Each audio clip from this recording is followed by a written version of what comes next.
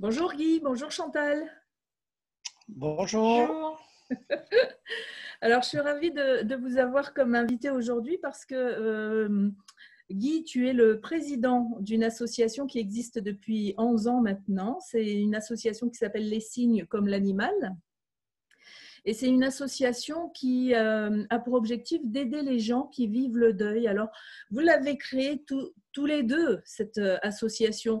Qu'est-ce qui a motivé cette création?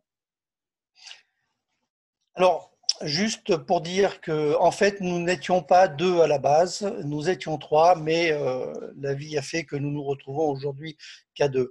En fait, l'association est une association dite de loi de 1901 à but non lucratif, mais à caractère spirituel. Des mots peut-être un petit peu exagérés. Disons que il y a longtemps que mon épouse et moi sommes dans ce que l'on appelle la spiritualité. Il y a longtemps que je sais, par expérience et puis par la vie elle-même, que l'au-delà existe et qu'il y a des possibilités de communiquer avec l'au-delà. C'est un cheminement personnel. Mon épouse m'a accompagné tout au long de notre vie sur ce chemin-là, et ça nous a amené à aller dans des conférences, à lire des livres, à connaître des gens dans le domaine de la spiritualité. Et pas loin de chez nous, à Vichy, à une cinquantaine de kilomètres de chez nous, il y a une association déjà qui s'appelle Arc-en-Ciel, qui est comme la nôtre, et qui proposait des conférences et des médiumnités en salle. Donc on y allait très régulièrement parce qu'on était toujours attiré par ce genre de manifestations. Est-ce que vous Et avez puis, été attiré par ça parce que vous viviez à ce moment-là un deuil ou pas du tout? pas C'était du tout, pas du tout. vraiment. Pas du Ouais. tout, justement. J'en ai pas parlé, mais j'allais y venir parce que justement, c'est pas le cas de toutes les associations. Mais ce que je trouve intéressant, c'est que l'accès ou l'ouverture à la spiritualité, aujourd'hui, malheureusement, dans le contexte de notre société, c'est plutôt une approche qui succède à un deuil ou à une terrible épreuve. Mais ce n'est pas une obligation. On peut très bien aussi s'intéresser à la spiritualité simplement par conviction ou par un certain ressenti et un appel intérieur qui nous dit que finalement, même si on n'est pas très très nombreux à le manifester, on n'est pas forcément dans l'erreur. Donc en allant dans ces conférences à Vichy, on a rencontré M. Drapeau, qui lui est un monsieur qui, depuis tout le temps, essaie toujours de créer, de lancer la création d'associations comme ça un petit peu partout en France. Donc, bon, comme on dit vulgairement, il tannait mon épouse pour créer une association sur Clermont, il Oui. trouvait que 200 000 habitants au cœur de l'Auvergne sans une association, c'était pas cohérent. Ouais. Parce que là, Bon, vous êtes après, il y dans a, un réseau de 130, presque 140 associations là. oui, aujourd'hui, alors c'est pas forcément un réseau, c'est un certain nombre d'associations qui travaillent un petit peu sur notre schéma. Un jour, on a emmené une amie régulièrement voir ses conférences. Et puis, elle était jeune et dynamique, donc elle a poussé à la roue pour que Chantal crée cette association. Et voilà, et ça s'est fait en 2008. Et bah, depuis 2008, même s'il y a eu des petits accros dans l'organisation, eh bien nous proposons tous les mois une conférence suivie de contacts en salle. Donc, ce qui nous a apporté, ce qui nous a amené à cette association, nous avons la chance, pour ce qui nous concerne, que ce ne soit pas une épreuve ou un deuil, mais simplement l'envie de participer à une certaine ouverture d'esprit, parce qu'on trouve aussi que c'est bien dommage que ce soit un sujet aussi tabou. Oui, effectivement. Et alors, dans les conférenciers, je regardais un petit peu votre site, il y en a, enfin, vous avez énormément, évidemment, puisque c'est depuis 2008, vous avez reçu énormément d'invités. Alors, j'en cite quelques-uns, hein, Pascal Lafargue, pour une conférence qui s'appelait L'entre-deux-vies révélées. Vous avez également reçu Valérie Seguin, qui elle, présentait un film qui s'intitule Et si la mort n'existait pas. Vous avez également reçu quelqu'un qui s'appelle Valérie Gruget avec un thème Ma double vie de médium. Et puis quelqu'un qui est dans votre région, c'est Sylvie Chevalerias qui, elle, avait proposé, c'était en 2015, si ma mémoire est bonne en regardant le site, une conférence qui s'appelait L'entre-deux vies. Et alors, c'est extraordinaire ce que tu me disais tout à l'heure avant l'enregistrement, Guy, c'est que, évidemment, quand vous commencez à proposer des rendez-vous, au départ, il y a très peu de gens qui répondent et aujourd'hui, vous pouvez avoir jusqu'à 300 personnes dans les conférences que vous proposez. Voilà, disons que ce sera, on peut considérer ça comme un maximum parce qu'aujourd'hui, on n'a effectivement plus besoin de faire de publicité pour ce qui concerne la région de Clermont, même s'il y a d'autres associations qui traitent plus ou moins du même sujet, parce que en 10 ans, le bouche à oreille a été extrêmement efficace. Alors c'est bien pour nous parce que ça, c'est une certaine notoriété. En contrepartie, il faut quand même être raisonnable. C'est souvent des gens qui sont dans le deuil et la peine qui nous rejoignent. Donc, ce n'est pas forcément bon signe non plus si on considère le sujet. Par contre, on a, depuis l'époque où on a créé cette association et aujourd'hui, la possibilité, comme tu l'as mentionné tout à l'heure, d'accueillir des dizaines, hein, même plusieurs dizaines. J'ai fait le compte tout à l'heure avant l'association, avant l'entretien. On a fait venir à peu près une centaine d'intervenants différents. Et parmi ces 100 intervenants différents, il y en a 45 qui sont médiums. Quand on dit médium, je ne parle pas de voyance, parce qu'on a toujours essayé de faire la différence entre la médiumnité et la voyance. La voyance, c'est pour prédire l'avenir, de façon que ce soit. Mais la médiumnité, c'est un contact avec l'au-delà, avec des défunts. Donc, on a eu cette chance, ou du moins peut-être le résultat d'un certain travail, d'être dans une mouvance qui était en expansion et se révèle aujourd'hui de plus en plus de médiums. Tu en as cité quelques-uns. La liste va être longue, de plus en plus longue. Alors, toujours avec parcimonie quand on parle de médiumnité, parce qu'on sait aussi que c'est la vie de tous les jours. Nous y sommes confrontés comme tout le monde. Et on a malheureusement à faire la part des choses entre ce qui est sérieux et ce qui l'est moins. J'avoue que moi, par exemple, je ne connais pas trop la différence. C'est bien que tu l'aies mentionné parce que médium voyant, pour moi, quelque part, c'était la même chose. Et je pense que pour beaucoup de gens, c'est la même chose. On a tendance un petit peu à mélanger les genres, tout simplement parce qu'on ne connaît pas. Alors c'est intéressant, on va faire une parenthèse parce que c'est un point qui est très intéressant. La voyance, je dirais, c'est ce qui est le plus connu. Et dans la voyance, il y a plusieurs branches, que ce soit l'astrologie, que ce soit les cartes, les boules de cristal, la numérologie, le marc de café, enfin, beaucoup de techniques. D'accord, donc tout ce qui est numérologie, tout ça, on peut ranger tout ça dans la catégorie voyance.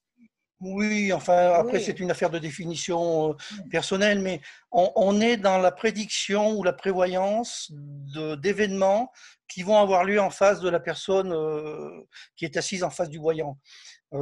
Mais parmi les gens qui se disent voyants, il y en a qui ont des capacités médiumniques, c'est-à-dire qu'ils ne se contentent pas forcément de lire dans les cartes, ils reçoivent des informations à caractère médiumnique, c'est-à-dire qui leur viennent d'un autre plan.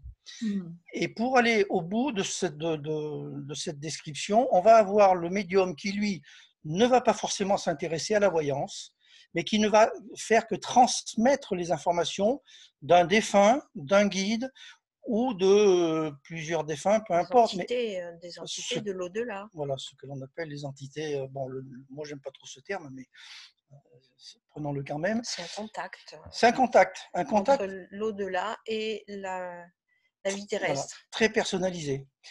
Et c'est vrai que les gens parlent de, même des journalistes reconnus, mélangent la médiumnité avec la voyance. Ce sont deux choses catégoriquement. Je pense qu'il y a une culture cinématographique qui fait que aussi on a des images de gens qui qui sont voyants et qui font un peu médium. Alors, il y a même une série télévisée qui s'appelait, elle s'est arrêtée maintenant, mais elle s'appelait Médium. Donc voilà. Elle existe encore. Elle existe encore. Elle existe encore, cette série? Ah bon? Oui. Mais il y avait aussi Ghost Whisperer. Oui, il y avait Ghost Whisperer. Voilà. Donc ça, ce sont des gens qui ont des capacités médiumniques. C'est-à-dire que là, ils reçoivent des messages de gens qui ne sont plus sur notre plan terrestre, donc on ne les voit plus, mais eux peuvent les voir ou les entendre, effectivement. Voilà. Alors, l'un n'exclut pas l'autre. Hein. Il y a des voyants qui sont médiums et inversement, médiums qui sont voyants. Mais quand on va pour une séance de médiumnité, ce n'est pas comme quand on va pour une séance de voyance. En médiumnité, on peut recevoir des informations à caractère de voyance. Si l'esprit qui se manifeste estime qu'il a une information intéressante ou importante à transmettre qui concerne l'avenir de la personne, et c'est souvent le cas lorsque l'on a des personnes qui ont des petits problèmes de santé, par exemple, ils vont peut-être leur donner un petit conseil ou deux en disant « ce serait bien de faire ceci, cela ». Mais ce n'est pas le sens propre de la médiumnité. La Je voudrais médiumnité, aussi c'est… revenir sur le fait que tu disais tout à l'heure qu'il y a plus en plus de gens qui venaient à vos conférences. Peut-être justement aussi parce que jusqu'à présent, quand on vivait le deuil, eh ben, si on n'avait pas… si on ne croyait pas, par exemple, à la vie avant la vie ou la vie après la mort, etc., on pouvait se retrouver très démuni, très seul dans son chagrin. Et le fait d'avoir ce type de conférence, d'avoir ce type d'association comme la vôtre qui propose autre chose, eh bien c'est peut-être ça qui fait qu'il y a beaucoup plus de monde aussi aujourd'hui. Parce que de toute façon, la vie, la mort, ça fait partie de la vie. Enfin, je veux dire, tu vois. Mais ce qui est à noter, c'est que malheureusement, comme je l'ai dit tout à l'heure, c'est souvent une épreuve qui apporte à cette réflexion de fond. Parce que quand on est déjà convaincu que ça existe, on n'a pas besoin d'aller chercher des preuves, on les a. Par contre, on est tenu, je dirais, à un certain silence. Parce que on est raillé, on se moque de nous lorsque l'on parle de l'au-delà de façon sérieuse.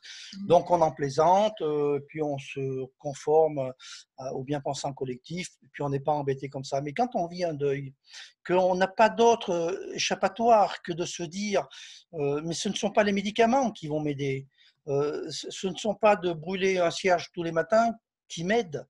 Il y a autre chose. Ce que apporte la spiritualité et le contact médiumnique, c'est une réalité qui est redécouverte. Elle est simplement ignorée par notre monde, par notre société, par notre défaut d'information, mais cette réalité existe. Et ces gens qui sont dans l'épreuve ont cette opportunité d'enfin connaître une voie qui leur était cachée toute leur vie, qui a toujours été cachée, parce qu'aujourd'hui, c'est encore tabou, que ce soit dans le milieu scientifique ou dans le milieu matérialiste, on dira, ou dans le milieu religieux, c'est un sujet parfaitement tabou.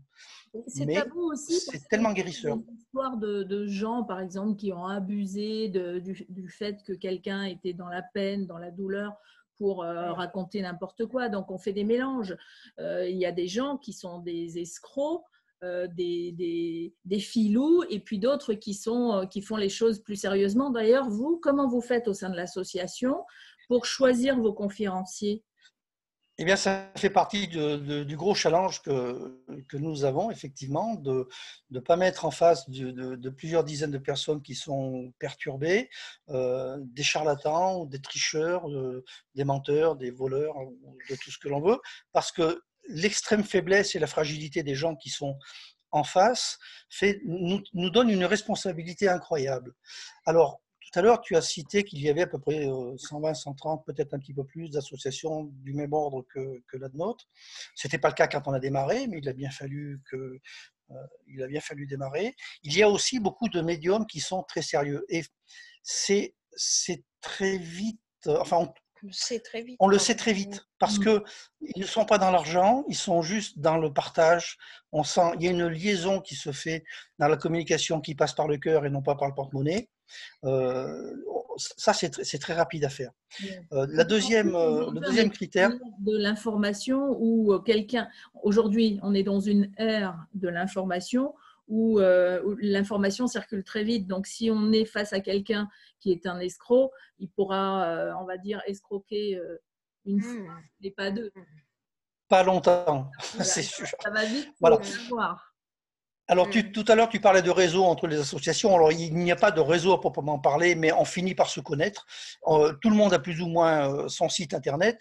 Et eh bien, quand on a des agendas à monter et puis que l'on veut faire venir des personnes que l'on n'a pas eu l'habitude de faire venir, eh bien, on se renseigne.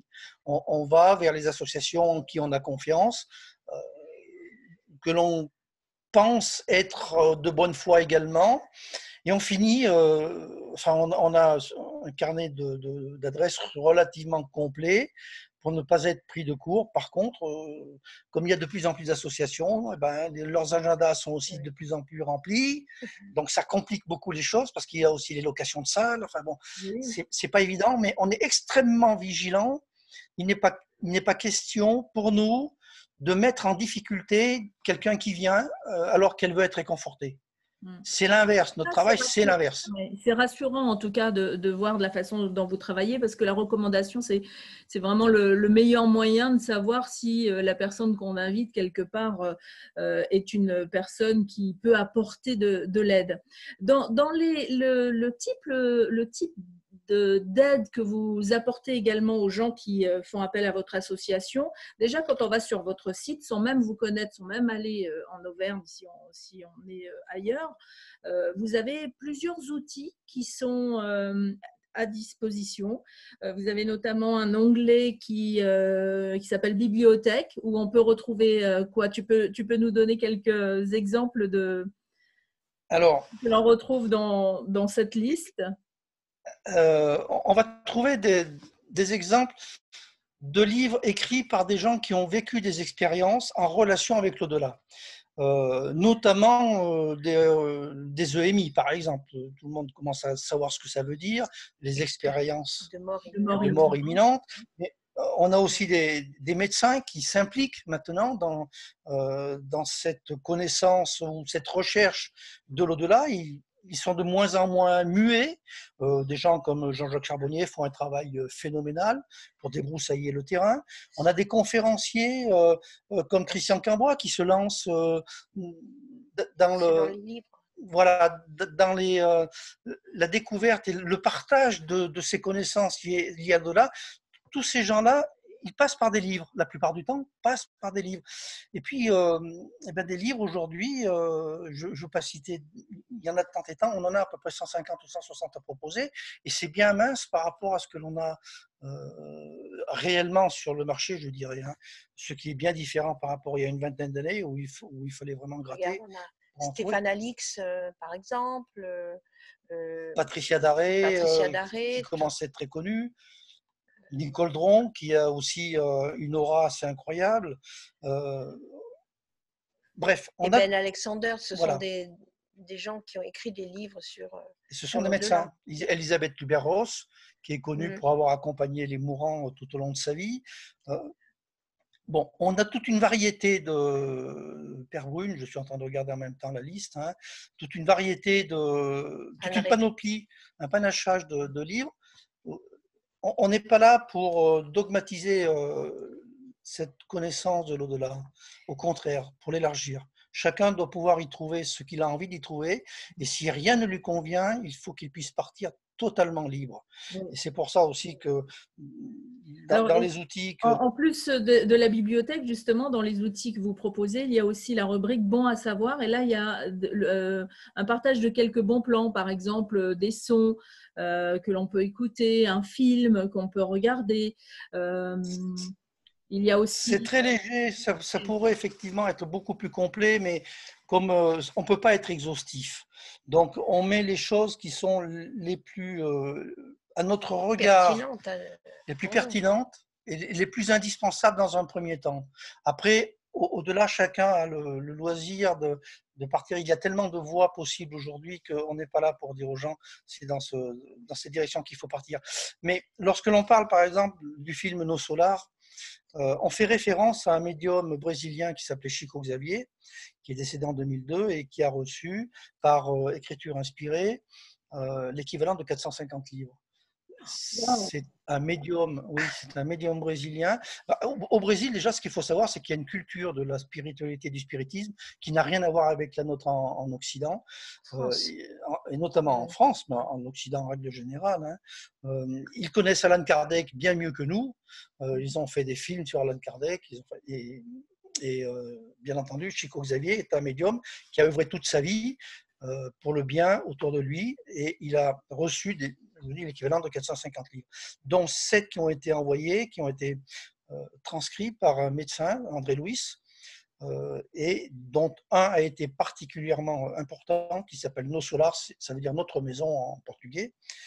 Et il en a été sorti un film. Et ce film est extraordinaire de vérité. Il y a des trucages, évidemment, il y a une mise en scène, évidemment, parce qu'il faut bien que ça touche nos connaissances et nos références. Mais les informations qui sont transmises à travers ce film sont tellement proches de la réalité qui nous est accessible. Je ne veux pas dire la réalité parce que je ne vois pas qui peut la détenir aujourd'hui sur cette planète, mais qui peut nous paraître accessible. C'est vraiment le meilleur film que nous pouvons conseiller. Donc on pourrait en mettre 25, des films, même plus, parce qu'il y en a beaucoup qui sont extraordinaires. Mais celui-ci, c'est une base, c'est une référence parce qu'il apporte un réconfort quand on a fini de le regarder. Il apporte un réconfort même quand on n'est pas dans la peine. Il est extraordinaire. Ensuite, bon, on a des musiques, on a des DVD comme Faux Départ, qui a été initié par Sonia Barcala, qui est précurseur en la matière de communication sur les EMI, qui avait fait, c'est un reportage scientifique, pseudo-scientifique, le plus proche possible de l'aspect scientifique de la chose, de ce que l'on appelle les expériences de mort imminente. Bon, on a des livres, Stéphane Alix qui publie dans sa revue L'Île Explorée, qui a une association l'INRES, mais voilà, on a plein de gens. Même effectivement, Siggy, tu dis que c'est difficile d'être exhaustif. Vous donnez quelques outils, ils sont à disposition et les gens peuvent les consulter.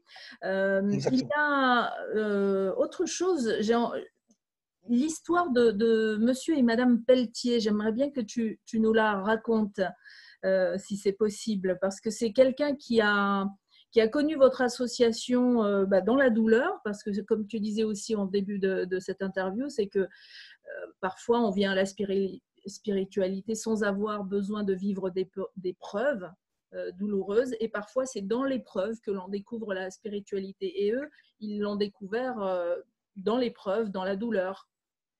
Voilà, plutôt que de raconter des petites anecdotes qui foisonnent dans la vie d'une association comme ça, il y a vraiment une histoire qui nous tient à cœur, à mon épouse et à moi, c'est justement celle de Marie et Laurent Pelletier. On ne va pas rentrer dans le catastrophisme, mais ce sont des gens qui avaient une vie, je dirais, tout à fait normale, comme tout le monde. Elle était de culture catholique, mais comme je dirais, par-dessus l'épaule, qui n'était pas vraiment pratiquante. Et lui, alors, pas du tout. D'après ce qu'il nous a dit, c'était quelqu'un qui était absolument en dehors de la religion. Enfin bon, des gens, je dirais, normaux. 2 enfants, je dis normaux dans la mesure où pas d'excentricité particulière dans un sens ou dans un autre. Sauf qu'une de leurs filles est décédée dans un incendie, c'est une catastrophe insupportable. Et bien entendu, pour eux comme pour les autres, a été initié un parcours du combattant pour essayer tout simplement de survivre. Les solutions proposées par la médecine, la psychiatrie et tout ce que l'on veut autour n'étaient pas suffisantes. Malheureusement, c'est très souvent le cas. Donc, ils ont connu par hasard, le hasard n'existe pas, ils ont connu notre association. Et ils sont venus. Alors, en fait, ils ont connu pas notre association en premier, parce que comme ce sont des gens originaires de Normandie, ils avaient connu une association équivalente à la nôtre au Havre, mais ils faisaient la route régulièrement pour aller aux conférences du Havre. Il y a 700 km entre Clermont et le Havre. Donc, il fallait déjà beaucoup de courage, mais à ce stade-là, c'est pas du courage, on essaie de se sauver la vie, quoi, tout simplement. Oui. On se raccroche à ce qui est possible. Oui, et puis c'est très dur quand on est parent. Enfin, parfois, on se dit, on est parent, c'est pas logique que ce soit les enfants qui partent en premier. Donc, c'est encore plus dur à vivre. Et ça dure. Un parent ou un grand-parent qui décède, c'est certain. Oui, parce que autant quand c'est nos parents, comme tu le dis, qui décèdent, c'est dans l'ordre des choses. Et la vie suit parce qu'on n'est pas isolé des autres. Par contre, quand c'est un enfant qui part, non seulement c'est pas dans l'ordre des choses, mais en plus on est de plus en plus isolé par rapport au monde qui nous entoure. Et très souvent, on peut même aller dire que on entend dire qu'ils sont même rejetés par leur entourage, parce que les gens ne savent pas réagir face au deuil d'une personne qu'ils connaissent quand il est de cet ordre-là. Ils ne savent même pas comment aborder. On le vit soi-même, c'est difficile, mais en plus, quand on fait partie de l'entourage, on ne sait même pas comment réagir, on ne sait pas quoi dire. Voilà. Donc ces gens qui ont connu cette association au Havre ont fini par apprendre qu'il en existait une à Clermont-Ferrand. Donc ils habitent à 80 km, on dirait à peu près, ouais, d'ici, peut-être un petit peu moins, 60 km. Et ils sont venus tout simplement à l'association Les Signes. Et puis, bon an, mal an, leur fille, qui s'appelait Annabelle, on peut considérer d'ailleurs qu'elle s'appelle toujours Annabelle, était un esprit extrêmement percutant, extrêmement Elle venait à chaque voilà, fois dynamique. parler n'importe quel médium. Par n'importe quel médium. Ça aussi, c'est une particularité Ouais. qui est à noter. Ce n'est pas forcément le cas de tous les désincarnés. Et elle a été très insistante pour que la mère fasse un livre. Alors au début, la mère s'est mise à faire un petit peu d'écriture automatique, mais de là à faire un livre, c'était quelque chose d'absolument Inenvisageable. inenvisageable. Elle a une culture tout à fait ordinaire. Elle était d'origine portugaise, donc on peut comprendre aussi qu'il y avait même des difficultés à maîtriser la langue française. Pas trop quand même, mais de là à faire un livre, il faut quand même. Et puis finalement, de fil en aiguille, c'est la fille qui a presque tenu la plume. Et ce livre est sorti, et le voici, je vous le présente, hein, c'est Maman, Papa, je vis toujours. Et c'est en fait le résumé de tous les signes que les parents ont vécus et qu'ils ne pouvaient pas ignorer. On peut s'entêter et vouloir rester dans le sectarisme, dans le scepticisme, pardon, éternellement, mais on peut aussi se dire, c'est pas possible de vivre des signes comme ça, alors que en salle, on nous dit que ça existe, on a autour de gens qui nous disent que ça existe, allons-y, pourquoi pas. Et finalement, aujourd'hui, on a des gens qui sont d'une dévotion incroyable, qui se déplacent dans d'autres associations, voire chez des particuliers, uniquement pour aider, pour raconter leur vie et leur dire, voyez, l'après-vie existe, nous sommes en relation avec notre fille, dans des circonstances et des particulières, évidemment, hein.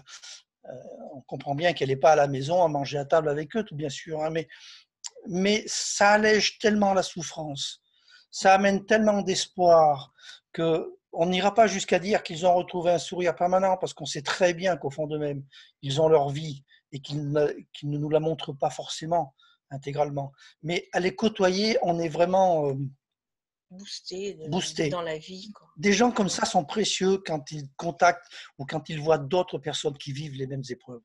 Voilà, c'est pourquoi je tenais à parler un petit peu de cette aventure, entre guillemets, à laquelle nous avons modestement participé.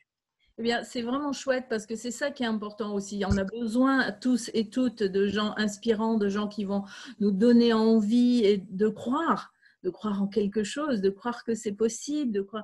Et donc, je redonne le titre de ce livre qui est d'ailleurs très très joli. Maman, papa, je vis toujours.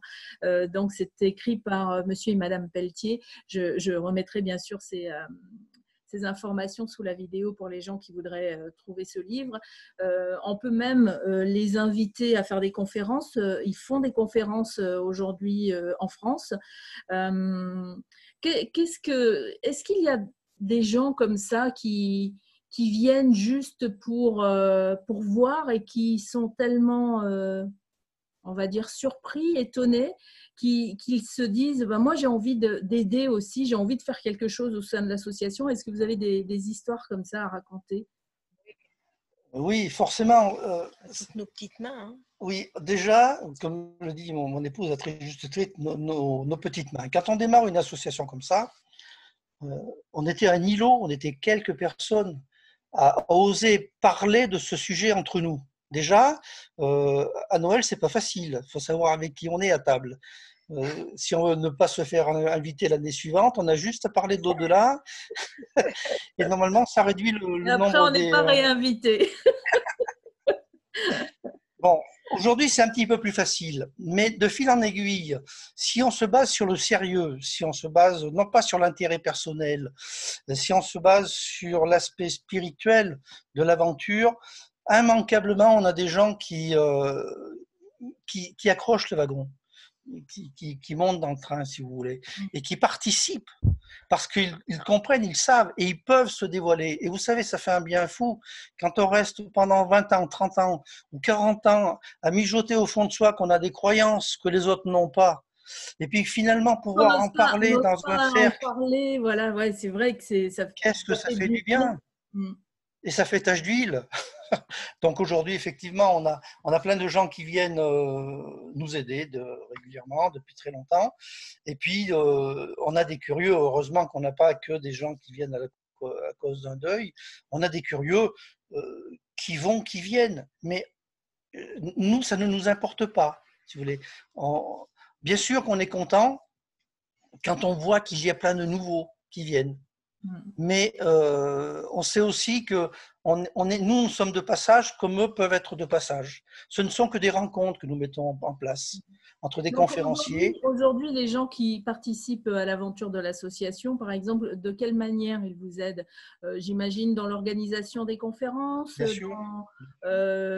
C'est pareil, c'est l'accueil du public, leur expliquer un petit peu tout ça. Tu veux en parler? Oui, c'est plutôt dans l'accueil du public parce que nous sommes tous les deux dans le bureau, c'est ce qu'on appelle le bureau. Mais après, tous les deux, on ne pourrait pas accueillir le public. Donc, il nous faut 4-5 personnes par conférence pour simplement faire payer les gens parce qu'il y a quand même un petit droit d'entrée qui est chez nous de 8 €. Donc, ce n'est pas grand-chose. Et puis, après, on a la chance d'être dans un hôtel où le personnel de l'hôtel installe les chaises, donc ça, on n'a pas à le faire.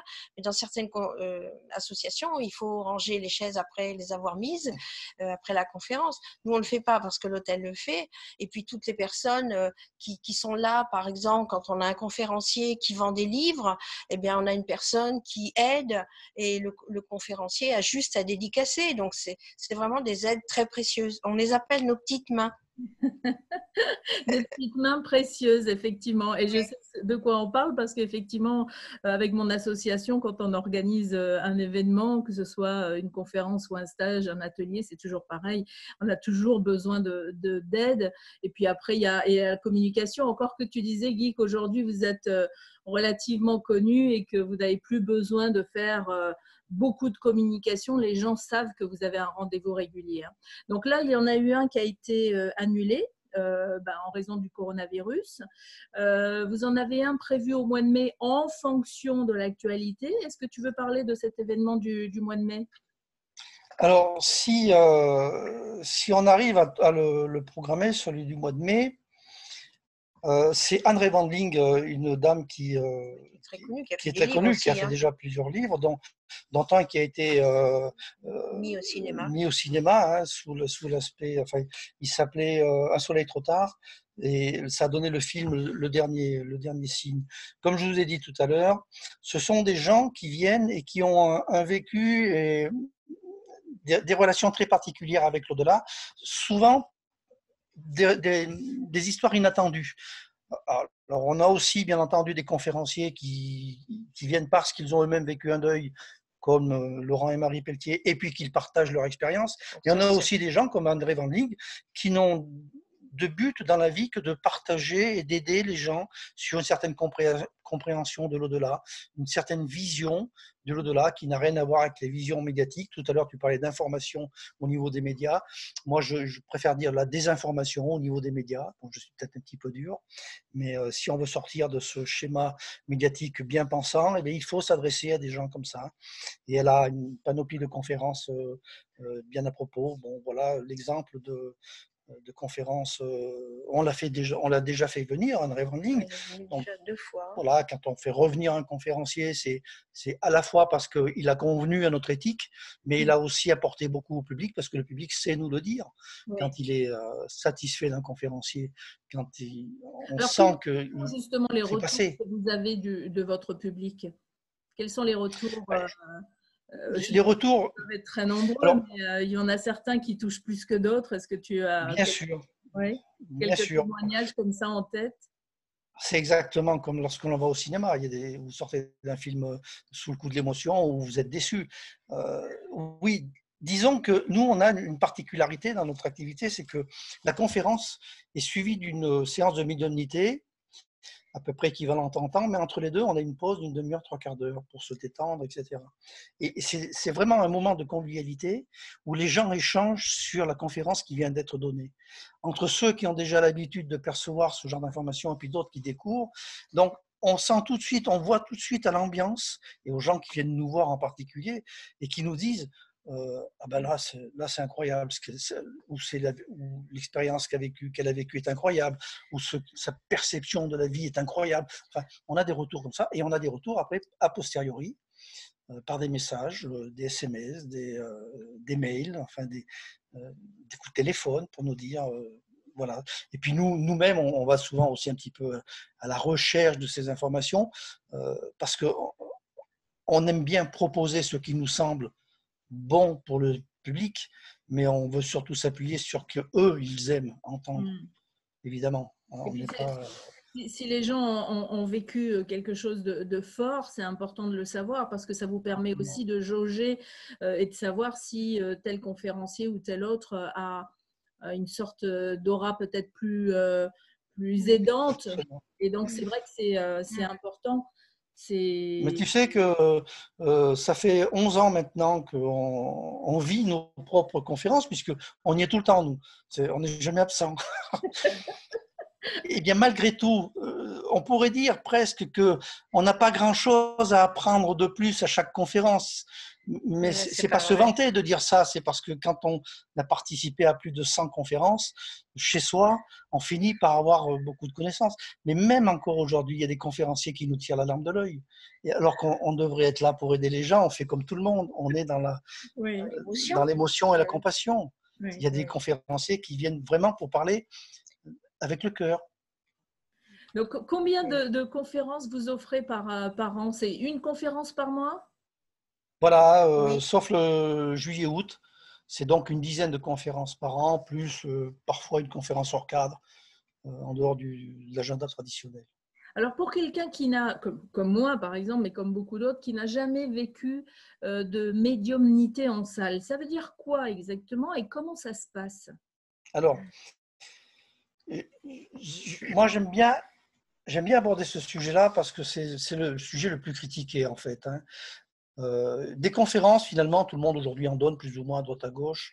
On aime ou on n'aime pas, on y va, on n'y va pas. Mais la médiumnité en salle, on vit une expérience. C'est complètement différent quand on est assis et puis qu'on est en face d'un médium, même si le message ne nous est pas adressé directement, qu'il est adressé à des personnes qui sont à côté de nous et que ce message tire les larmes, mais je dirais, ce n'est pas de la tristesse, c'est de la...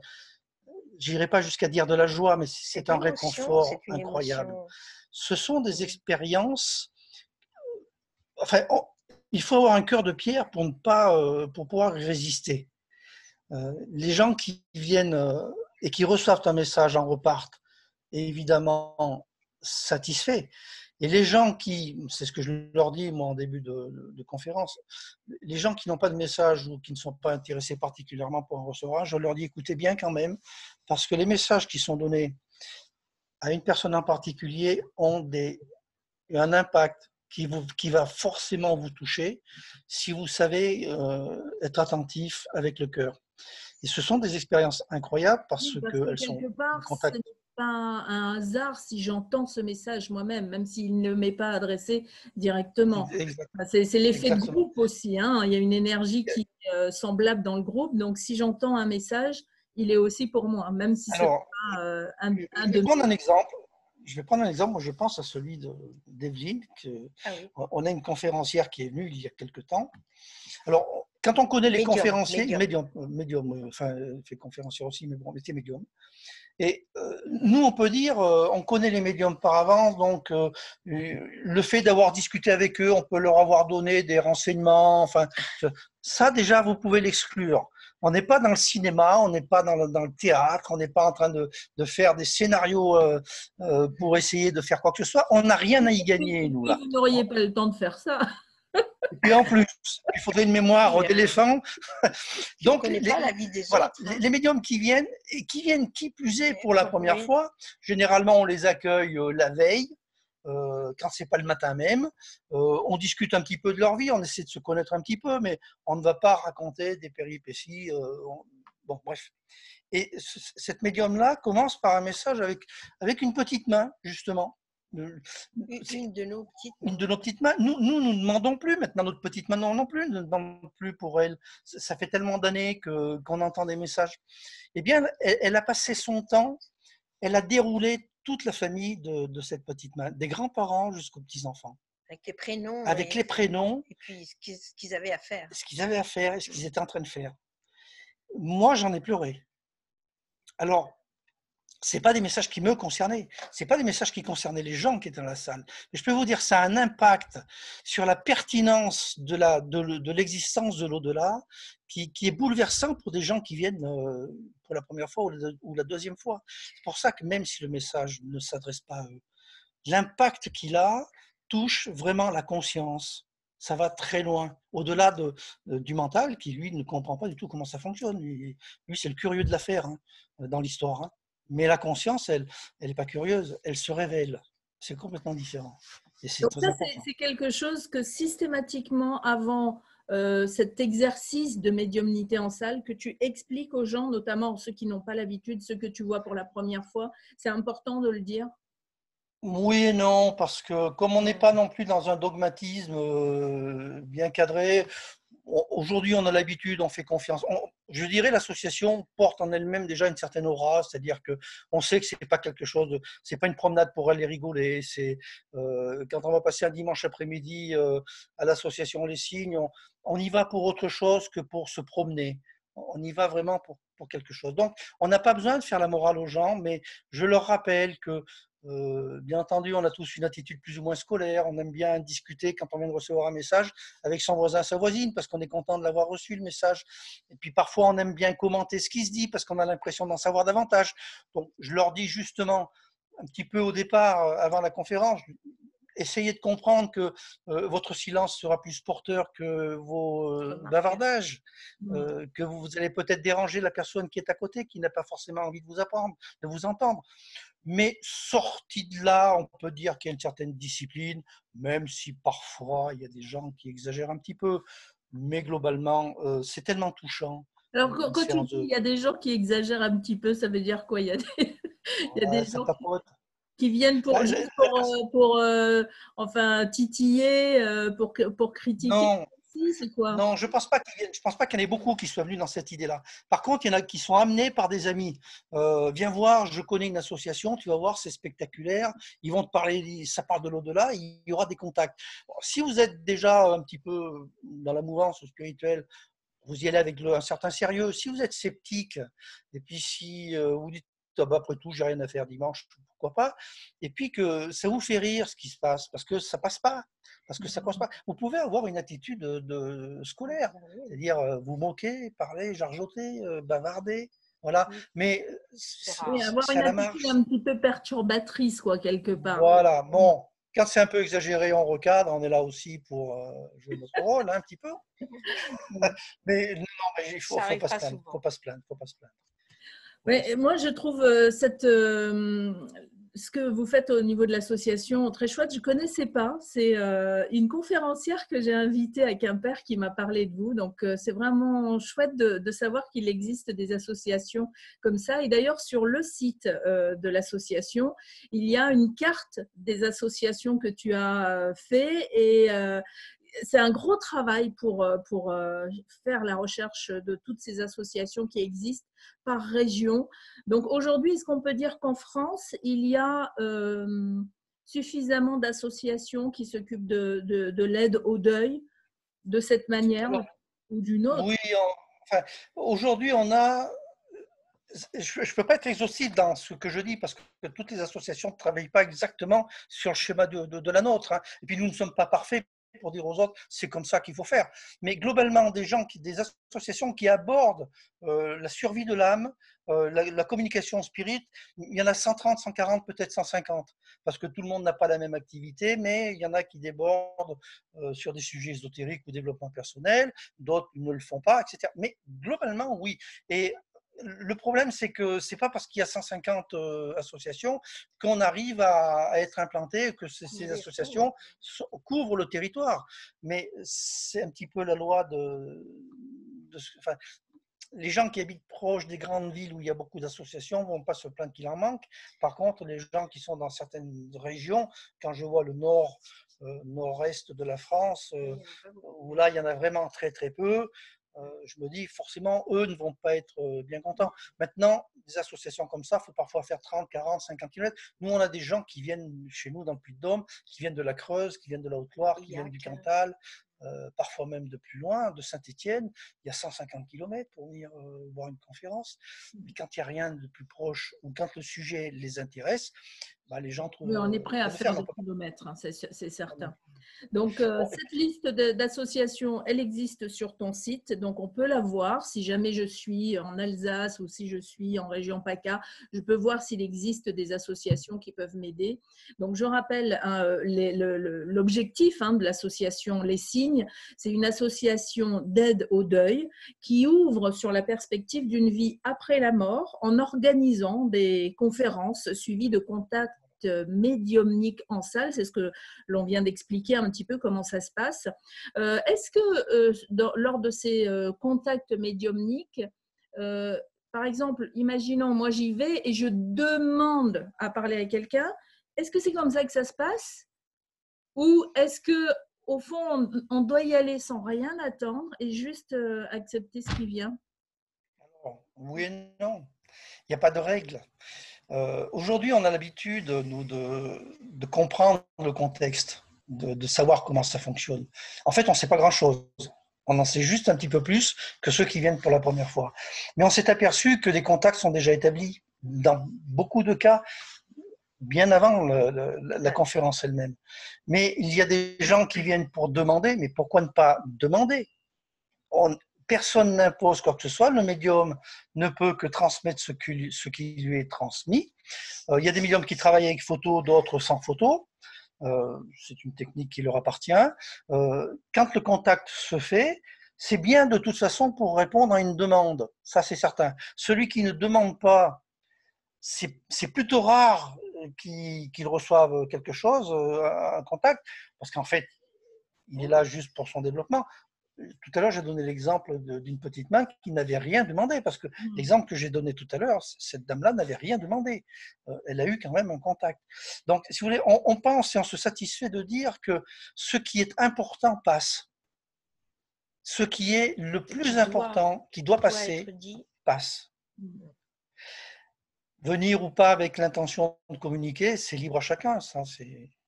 Évidemment que quelqu'un qui a perdu un enfant, vous n'allez pas l'empêcher de demander que son enfant vienne.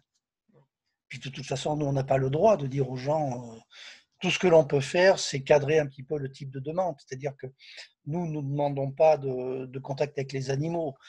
D'autres associations le tolèrent, l'acceptent, peu importe, c'est à chacun sa route. On essaie aussi de leur dire, essayez de demander des contacts avec des personnes que vous avez connues. Ça ne sert pas à grand-chose de demander un contact avec la grand-mère de votre voisine. On ne la connaît pas, quoi. Oui, mais on a vécu ça. Un lien particulier avec la grand-mère. Oui, parce que le médium, il a besoin d'asseoir le contact. Il va par des détails très précis valider le contact qu'il a avec la personne qui est en face.